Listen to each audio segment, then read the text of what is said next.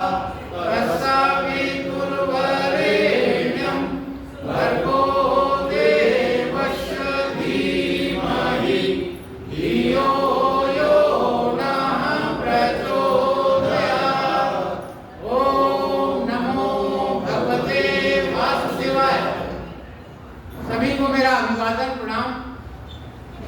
आज हम भगवद गीता का 6वां अध्याय जिसका नाम है आप संयम योग, इसका प्रारंभ करने जा रहे हैं। तो प्रारंभ में हम इस अध्याय की विशेषता कि हम इसमें क्या सुनने वाले हैं, क्या व्याख्यान होने वाला है, उसकी चर्चा करेंगे। कहा यह गया है कि जीवन एक संग्राम है और इस युद्ध को हमें जीतना है। पहली बात, जीवन संग्राम है, इससे तो सभी सहमत हैं। युद्ध को जीतना, युद्ध को जीता मानने के अपने अपने नजरिए।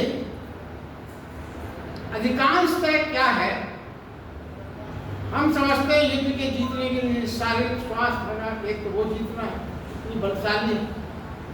दूसरा जीतना ये माना जाता है कि हमारा समाज में, घर में इतना वर्चस्व हो कि हम जो कहें आंख मूंद के सब लोग उसको फॉलो करें। अगर ऐसा हो रहा है तो हम जीत रहे हैं। तीसरा जीतना ये माना जाता है कि हमारे पास अपार धन संपदा हो, बहुत से साधन हो, तो ये लगता है कि हमने जीवन में जीत हासिल कर ली। जबकि वास्तविकता कुछ और है। भगवान कृष्ण इस अध्याय में ये बता रहे हैं कि ये जो जीत के आपको अधिकांशतः लोगों के मन में रहता है, ये आपका भ्रम है। वास्तविक जीत क्या है, जिसकी इस अध्याय में पूरी चर्चा आएगी। एक बात बहुत स्पष्ट समझ लें, यदि आपके जीवन में शांति है, प्रेम है, आपके जीवन तनाव रहित है, आप जीवन में उमंग, उत्साह और ऊर्जा से भरे हुए हैं, तो आपने जीवन को, युद्ध को जीत। और यदि आपके जीवन में डिप्रेशन है, तनाव है, ईर्ष्या द्वेष से भरे हुए हैं, आप घृणा आपके जीवन में चारों तरफ से आपको घेरे रहती है, तो आप कितना भी संग्रह किए हो, कितने भी बलशाली हो, मगर जीवन रूपी युद्ध तो आप हार चुके। ये जीवन का पैमाना है जीत का। देखिए, और फिर क्या है, जीवन ये युद्ध कैसे जीता जा सकता है? यही कर्मयोग की पराकाष्ठा। कर्मयोग के बारे में काफी डिटेल में है, इसलिए अब यहाँ व्याख्या नहीं होगी। ये कर्मयोग की पराकाष्ठा है, पर युद्ध वही जीत सकता है। अब जो शांति और उसकी जो बात कही गई, प्रेम और अपनत्व की, वो कैसे संभव है? तो वो कहते हैं युद्ध वही जीत सकता है जो एकाग्रचित्त, संयत मन वाला हो, बलशाली हो, समबुद्धि से सबको देखता, वही ये जो जीत की परिभाषा बताई गई उसको पा सके। तो भगवान कृष्ण ये सुनिश्चित जानते हैं, क्या? अर्जुन बिना संयम साधे ना ही दिव्यकर्मी बन सकेगा। जब तक वो संयम नहीं साधता, जब तक वो दिव्यकर्मी नहीं बन सकेगा, ना ही वो युद्ध जीत सकेगा। यही जीवन जीने की कला ही है, और इसी को कहा गया है आत्म संयम योग, जो इस अध्याय का नाम है। इस अध्याय में आप देखेंगे युद्ध नहीं, युद्ध की चर्चा नहीं है, परम कर्मयोग विषय और योगारूढ़ पुरुष के लक्षण बताए गए इस अध्याय। आत्मोद्धार के लिए प्रेरणा और भगवत प्राप्ति पुरुष के लक्षण और विशिष्टताएं बताई गई। ध्यान योग की व्याख्या है, ध्यान कैसे करें ये स्पष्ट बताया गया। विचारों का संयोजन हो और मन का निग्रह कैसे साधें, यह चर्चा इस अध्याय में स्पष्ट रूप से की है। श्री कृष्ण ने बताया है कि समस्त भ्रांतियां, मन की चंचलता का समाधान क्या है? समस्त भ्रांतियां और मन की चंचलता का एक ही समाधान है, और वो है ध्यान। ध्यान ही समाधान। वो कहते हैं ध्यान बुरी है इस बात की, अपने आप पर अपना ही संयम, अपने आप पर अपना ही संयम, यही ध्यान है। इसलिए अपने आप पर अपना ही संयम, इसलिए इस अध्याय को कहा गया है आत्म संयम, क्योंकि ये सब विशेषताएं इसमें बताई गई है, इसलिए इस अध्याय का नाम भी आत्म संयम योग है। अब देखिए इस अध्याय के प्रथम श्लोक में ही भगवान क्या कहते हैं। भगवान कहते हैं, हे अर्जुन, जो पुरुष कर्म के फल को न चाहता हुआ करने योग्य कर्म करता है वह सन्यासी और योगी। कर्म के फल को न चाहता हुआ करने योग्य कर्म करता है। देखिए बहुत सी बातें हैं, बहुत सूक्ष्म से इसको पकड़ने की आवश्यकता है। पहली चीज उन्होंने कहा कर्म के फल को न चाहता हुआ, और दूसरी बात कही करने योग्य कर्म करता है वो सन्यासी और योगी है। और केवल अग्नि को त्यागने वाला सन्यासी योगी नहीं है, वह केवल क्रियाओं को त्यागने और केवल क्रियाओं को त्यागने वाला भी सन्यासी और योगी। तो देखिए कृष्ण भगवान यहाँ क्या कह रहे हैं। कृष्ण भगवान ने वास्तव में इस पृथ्वी पर एक नवीन सन्यासी अवधारणा का उदय हुआ है भगवान कृष्ण के इस श्लोक से।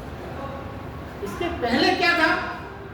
पहले सन्यास था, यानी पहले की जो सन्यास था कृष्ण भगवान के इस सिद्धांत प्रतिपादित करने के पहले क्या था?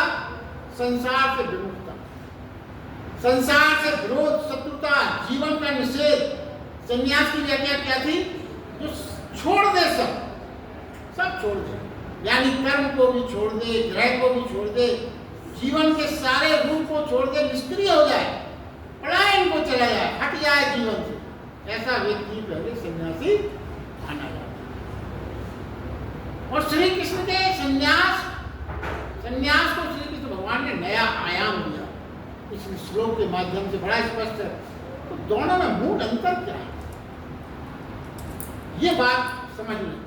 मूल अंतर क्या है? पुराना सन्यास जो था, इसकी चर्चा हुई, वो बाह्य रूप से था, बाहरी रूप से। और भगवान कृष्ण का सन्यास अंतर आत्मा के रूपांतर, मतलब इनर ट्रांसफॉर्मेशन का सन्यास। समझे? देखिए और बहुत स्पष्ट है, कर्म को छोड़ना कठिन नहीं। आलसी भी कर्म छोड़ कर सकते हैं, बहुत आलसी है उनको लिए तो बहुत सही है। कर्म छोड़ने से यदि संन्यास हो जाए तो आलसी तो सबसे बड़े सन्यासी है, क्योंकि वो तो कर्म छोड़ने के लिए हमेशा तैयार है, हमेशा तैयार है। तो आलसी भी संन्यास की ओर आकर्षित हो जाते हैं। अगर ये परिभाषा सत्य मानी जाए तो संन्यास की ओर सबसे बड़ा आकर्षण किसको होगा? आलसी लोग। बाकी तो कुछ सोचेंगे, मगर आलसी तो बड़े तैयार हो जाएगा संन्यास में। ये बहुत सरल है भाई, इसमें तो बड़ी प्रतिष्ठा मिल जाती है। देखिए हर चीज में रस है, मगर एक रस इसके बारे में विचार करें, ना करने में भी बड़ा रस है। ज्यादातर रस हम यही समझते हैं कुछ काम ऐसा करें जिसमें रस हो, मगर ये बहुत बड़ा रस है कुछ लोगों के लिए, कुछ ना करना पड़े तो बड़ा रस है। वो जीवन को वही धन्य मानते हैं कि अब कुछ नहीं करना पड़े। अधिकांश क्या है? फल में रस है। फल में जब हम रस को देखते हैं इसलिए कर्म करते हैं। पहले हम अपने कर्म करने के पहले फल में क्या रस है ये जब सुनिश्चित हम कर लेते तभी हम कर्म करना प्रारंभ कर पाते। और यहाँ तक है वो बड़ा स्पष्ट आप करें, जिस फल के कारण हम कर्म कर रहे हैं यदि कोई उस फल को पूरा कर दे तो फिर हम कोई कर्म करने की जरूरत नहीं, फिर हमें कर्म छोड़ने के लिए हम सदा तैयार हैं, क्योंकि हम तो उस फल प्राप्त करने के लिए कर्म कर रहे थे। अगर कोई फल हमें बिना कर्म किए, बिना कुछ किए प्रदान कर दे कि लो भाई तुम परेशान मत हो, दिस इज डन, तो आप सबसे पहले क्या करेंगे? आप कर्म छोड़ने के लिए तैयार हो। तो क्या ऐसे सन्यासी बनेगा? तो कर्म छोड़ने की परिभाषा में आता है।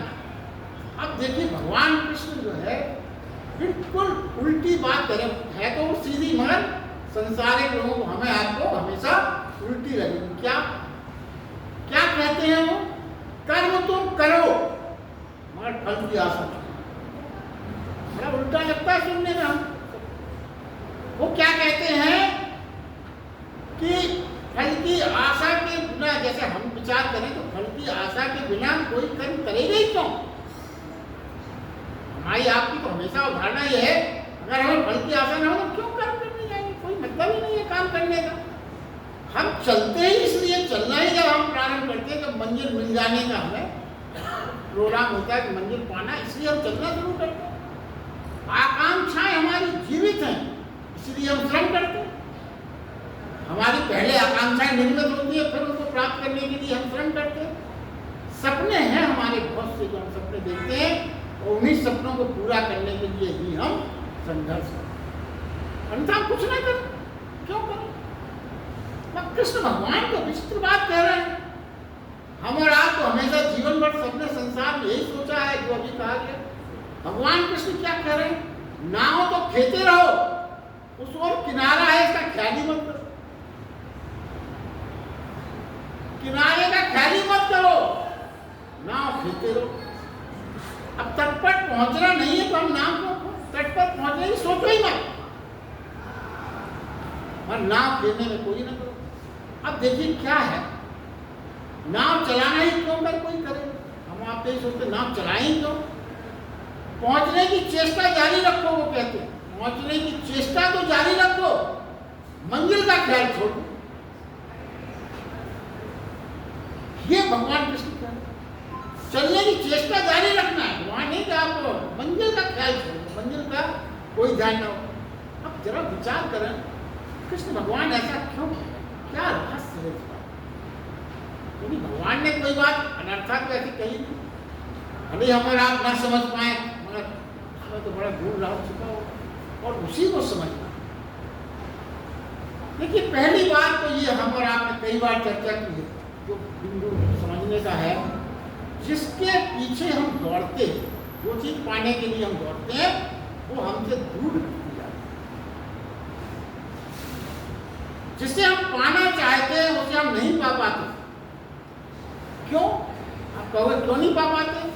और भगवान कृष्ण का ये इसमें रहस्य छिपा है, वो ये है, जिसे हम पाना चाहते हैं उसे नहीं पा पाते, क्योंकि चाहना अस्थिर हो जाता है और धीरे धीरे बढ़ता जाता है। आज आपने कोई चीज चाहिए, वहां तक आप पहुंचे नहीं, तो फिर वो बैठ गई और आगे दिखने लगता है, मैं पहुंच जाता। तो दौड़ का और इसका स्थिराई तो है ही नहीं इच्छा, इसलिए वो कहते हैं धीरे धीरे बढ़ता जाता है।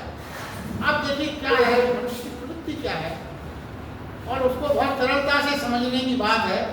हवा बह रही है चारों तरफ और हवा को हम बांधना है, तो क्या करें? हम सोचें कि हवा जा रही है और प्रवृत्ति में बढ़ जाए, आप प्रवृत्ति बांधेंगे, हवा निश्चित है। मगर आप जैसे जैसे अपनी पकड़ तेज करेंगे, तो पकड़ आप क्यों तेज करेंगे? हवा निकल न जाए। सिद्धांत क्या है? जैसे जैसे आप पकड़ तेज करेंगे, हवा, ये हम और आपके जीवन में रोज महसूस, और यही भगवान समझा रहे हैं। हम जीवन में जितनी वासना और आकांक्षाओं को बांधना चाहते हैं, जितनी आकांक्षाओं वासनाओं को बांधना चाहते हैं, जीवन उतना ही हाथ से बाहर हवा की। और अंत में क्या होगा? जब बहुत ज्यादा इच्छाएं और उसे हम बांधना चाहेंगे, बहुत ज्यादा बांधना चाहेंगे, बंधन से हम बिल्कुल विक्षिप्त हो जाएंगे, तो जीवन में अंत में क्या बचेगा? सिर्फ रिक्तता और विषाद के अलावा कुछ नहीं। यही भगवान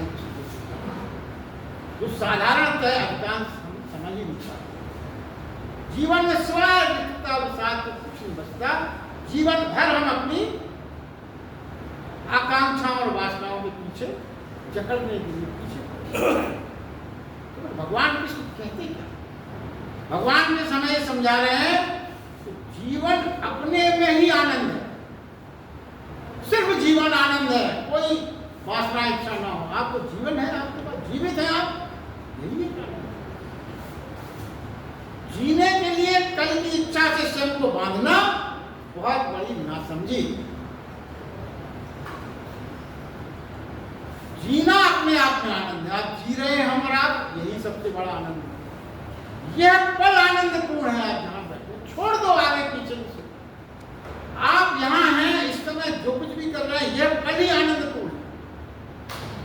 तो फिर क्या होगा? अगर ऐसी मनोदशा हम बना लेंगे तो श्रम ही अपने आप में आनंद होता है। जो कुछ भी हम श्रम करेंगे उसी में आनंद हो जाएगा।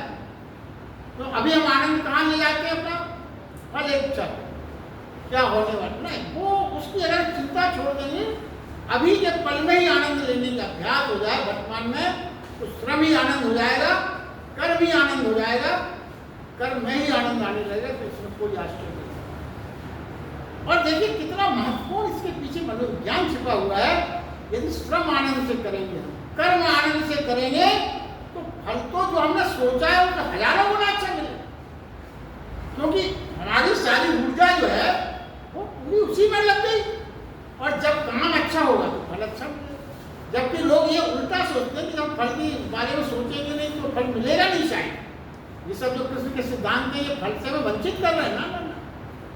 फल तो ऐसा मिलेगा जो आपकी कल्पना में भी नहीं, बस आप उसके बारे में चिंता करना छोड़ें। चिंता करना छोड़ने से जो ऊर्जा हमारी फल की चिंता करने में खर्च हो रही थी, जो ऊर्जा का एक पोर्शन उधर जा रहा था, वो ऊर्जा कहाँ लग गई?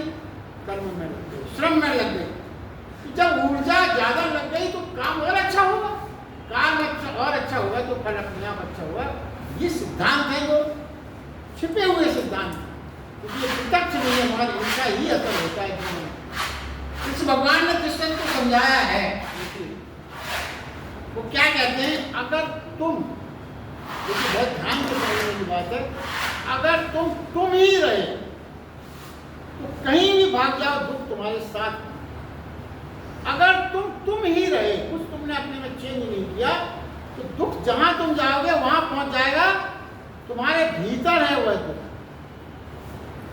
और वह तुम में है। यदि दुख तुम्हारे चित्त में है,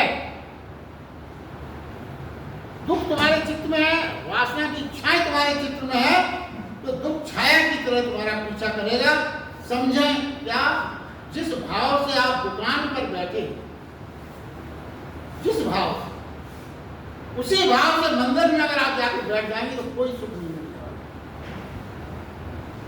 अगर आपके चित्त में कोई भाव परिवर्तन नहीं हुआ, उसी दुकान के भाव ही जो आपके बने हैं, वही भाव में आप मंदिर बैठेंगे तो आपको कोई सुख मिलने वाला नहीं है। बाजार में थे आप पहले एक चित्त के साथ, और उसी चित्त के साथ आप जंगल में चले जाओ, क्या अंतर? कोई अंतर नहीं पड़ने वाला। भागो गुफा में चले जाओ, हिमालय में चले जाओ, कैलाश पर चले जाओ, मगर क्या पाओगे तुम? दुख तो तुम्हारे साथ ही। आंख खोलोगे, क्या कैलाश में क्यों ना हो, क्योंकि चित्त पर ट्रांसफॉर्मेशन नहीं किया, तो आंख खोलोगे तो दुख बाहर खड़ा दिखाई पड़ेगा। आंख बंद करोगे तो दुख भीतर दिखाई पड़ेगा, कोई अंतर नहीं पड़ेगा। दुख चित्त में निवास करता है, वासना में जीता है। संसार छोड़ा पर वासना वही रही, तो फिर इच्छा तो जागृत है। कुछ भी आपने छोड़ा, वासना रही, इच्छाएं रही, अगर वो ना छूटी, कोई लाभ होने वाला नहीं। भगवान ने यहाँ तक ही कहा है कि यदि तुमने कुछ इच्छाएं खाली इसलिए भी छोड़ दी कि मोक्ष मिलेगा, स्वर्ग मिलेगा, परमात्मा मिलेगा, शांति मिलेगा, आनंद मिलेगा, वो भी इच्छाएं अगर आपने की तो आपको कुछ मिलेगा। अब आदमी जो सोचता है कि ये इच्छा करना क्या गलत है, हम मोक्ष की इच्छा कर रहे हैं, शांति की इच्छा कर रहे हैं, उसके लिए हमने सब छोड़ दिया। दूसरे धर्म में तो कहते हैं 72 हुए मिलेंगे, ये छोड़ दो तो क्या फर्क पड़ता है? अरे तो 72 के लालच में आपने छोड़ दिया तो क्या फायदा हुआ? तो क्या है, वो ये कहते हैं कि परमात्मा पाने के लिए अगर आपने कुछ छोड़ा, आप सोचते हो तो ये तो हुआ, ये तो अर्थशास्त्र हो गया। इकोनॉमिक्स चाहिए क्या? कुछ पाना है, कुछ देकर हम कुछ खरीदना चाहते हैं। अर्थशास्त्र क्या है? कुछ दिया हमने और देने के बाद तत्काल हम कहते हैं ठीक है, हमने पेमेंट किया, लाओ ये सामान हमको दो। तो यही तो अर्थशास्त्र हुआ कि हमने ये छोड़ा, तुम आओ, मोक्ष आए हमारे पास, हमने ये काम। अर्थशास्त्र भगवान के सामने अर्थशास्त्र नहीं चलता। फिर क्या चलता है? पात्रता चलती है। आप अपनी पात्रता विकसित करिए, आपको क्या मिलना है, मोक्ष या स्वर्ग या आनंद, ये उसको क्या करने दीजिए। आप नहीं क्या कर सकते कि हमें ये मिलना है। आप नहीं सोचा हम इसलिए कर रहे हैं, तो कुछ सब सूत्र ही गड़बड़ा जाए। अब देखिए, जरा विचार करें, कुछ चीजें हम छोड़ देते हैं, क्यों? हमें कुछ और पाना है। अब जरा विचार करिए, आप किसी के घर में बेटा बीमार है, दवा चाहिए उसको, पत्नी के तन पर कपड़े ठीक नहीं है, माँ बाप को सहारा चाहिए, परिवार भूखा है, खाना चाहिए, तमाम तरह की समस्याएं घर में हैं, और आप क्या कर रहे हैं? घर त्याग रहे हैं, पत्नी त्याग रहे हैं, बाप त्याग रहे हैं, बेटा त्याग रहे हैं, सब त्याग दिया। जबकि कितनी जरूरत है आपके घर में। माँ बाप को सहारा चाहिए, बेटा बीमार है उसको दवा चाहिए, पत्नी को वस्त्र चाहिए, परिवार भूखा है उसके लिए खाने का प्रबंध होना चाहिए, और आपने क्या किया? आपने सब किया। क्यों त्याग किया? मोक्ष पाना। मोक्ष मिलेगा क्या? नहीं मिलेगा। और वो कहते हैं कि मोक्ष की बात तो छोड़ दो, कई लोग तो इतने भी त्यागी बन जाते हैं कि ये सब छोड़ा, चले कहां गए? नशा करने चले।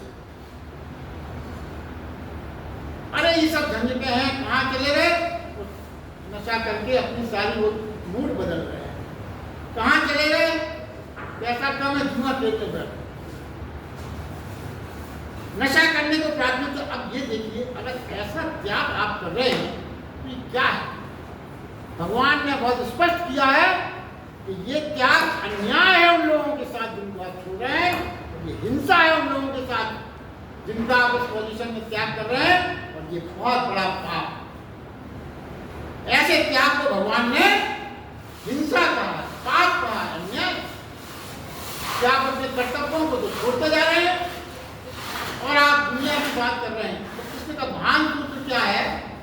हम बिना इच्छा के कर्म नहीं किया, लेकिन भगवान, हमने बिना इच्छा के कभी कर्म नहीं किया, हमारा तो ये सूत्र है। लेकिन भगवान कुछ एक गहरा जानते, वो क्या कहते हैं? यदि तुम इच्छा छोड़ दोगे तो कर्म नहीं छूटता, गलत कर्म छूटता। कभी कभी ये हमारे मन में आता है कि अगर इच्छा छोड़ देंगे तो कर्म फिर क्या करेंगे? कर्म तो छूट जाएगा। बिना इच्छा के कर्म कैसे होगा? कर्म का हम जुड़ाव ही इच्छाओं से रखते हैं। मगर भगवान ये कहते हैं यदि इच्छा छूट जाती है तो कर्म नहीं छूटता, गलत कर्म छूटता। यह सूत्र समझना होगा। क्या कह रहे हैं वो? जो करने योग्य है वही कर्म। इच्छा छूटी तो गलत कर्म छूटेगा, ठीक कर्म नहीं छूटेगा।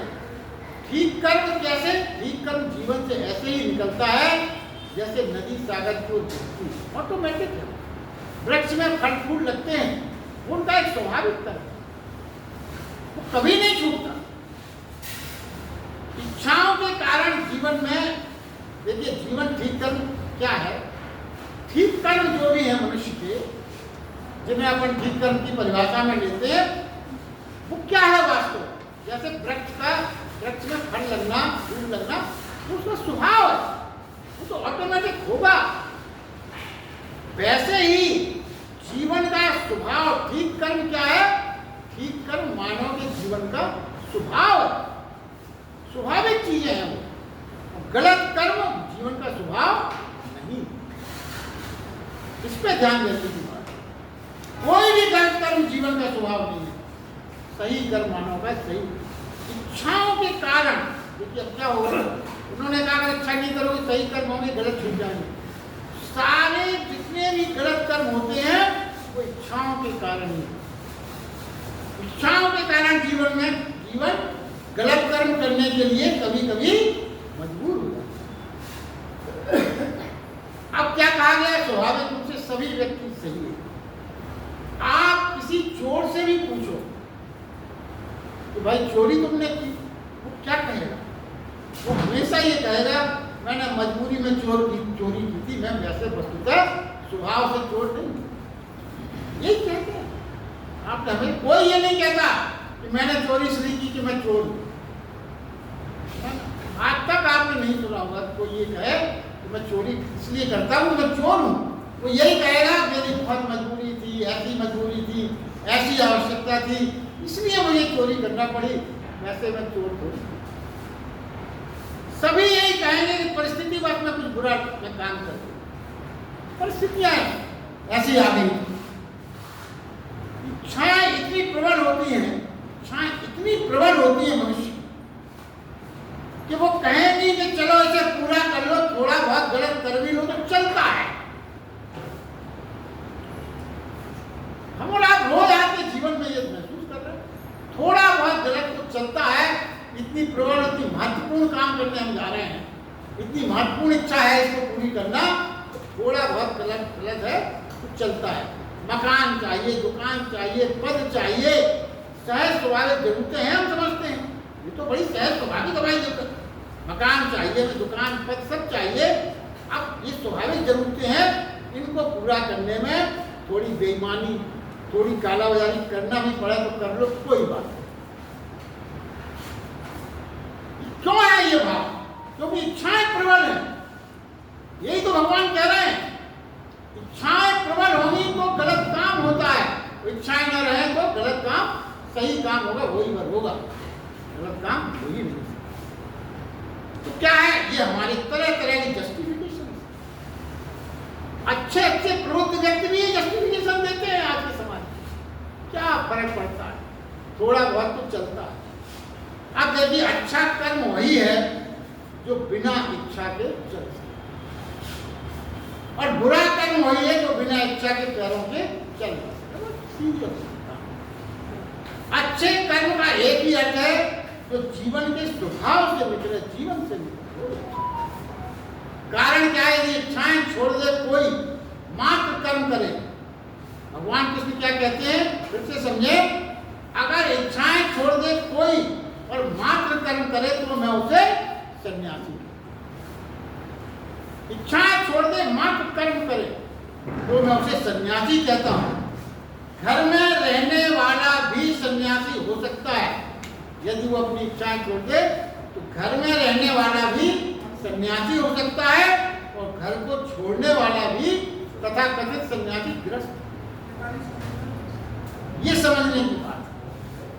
कोई घर छोड़े बिना इच्छा के लिए, कोई घर छोड़े किसी इच्छा के लिए तो गृहस्थ, और यदि कोई घर में रहे बिना इच्छा के तो वो सन्यासी। सब बहुत मौलिक और सत्य से जुड़ी बात है, इसीलिए तो गीता में आनंद, इससे बड़ा सत्य हो ही नहीं सकता। वो ये कहते हैं कोई घर में रहे बिना किसी इच्छा के तो वो सन्यासी। हर प्राणी स्वभाव का इच्छा, लेकिन ये भी भगवान कहते हैं हर प्राणी स्वभाव का इच्छा शुभ है, शुद्ध है, निर्दोष है, निष्कलंक है, पवित्रतम है। कभी कब तक? जब तक वो इच्छाएं छोड़, जब तक है शुभ है, निर्दोष है, पवित्र है। कब तक? जब तक वो इच्छाओं के बंधन में न बने। जैसे दर्पण पर धूल जम जाए, हम पहुंचते हैं, प्राणी उसी दर्पण की तरह शुद्ध है, सिर्फ धूल इच्छाओं की धूल जम।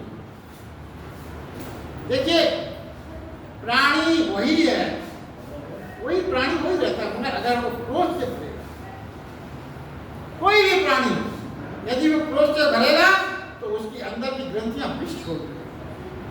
हम आपने सबने महसूस किया। और वही प्राणी है, कोई दूसरा नहीं, वही प्राणी, पर यदि वो प्रेम से भरेगा तो उसकी वही ग्रंथियां अमृत छोड़ देंगी। प्राणी में कोई फर्क नहीं, कोई प्रेम करने वाला प्राणी अलग नहीं होता, क्रोध करने वाले प्राणी अलग नहीं है, बाइफर्केशन कुछ नहीं है, प्राणी वही है। क्रोध अगर उसने किया जीवन में, वही ग्रंथियां विष छोड़ने लगती है, और यदि वो प्रेम के जीवन में है तो वही ग्रंथियां अमृत छोड़ने लगती है। यही फर्क है। और क्या है? प्राणी निर्दोष है पर उसने चाहा, प्राणी पूर्णतः निर्दोष है, मगर उसने चाहा और दोष इकट्ठे हुए, सारे दोष इकट्ठे हुए क्योंकि आपने चाहा है। कोई ऊपर से नहीं करता दोष, भगवान नहीं किसी में दोष पैदा करता।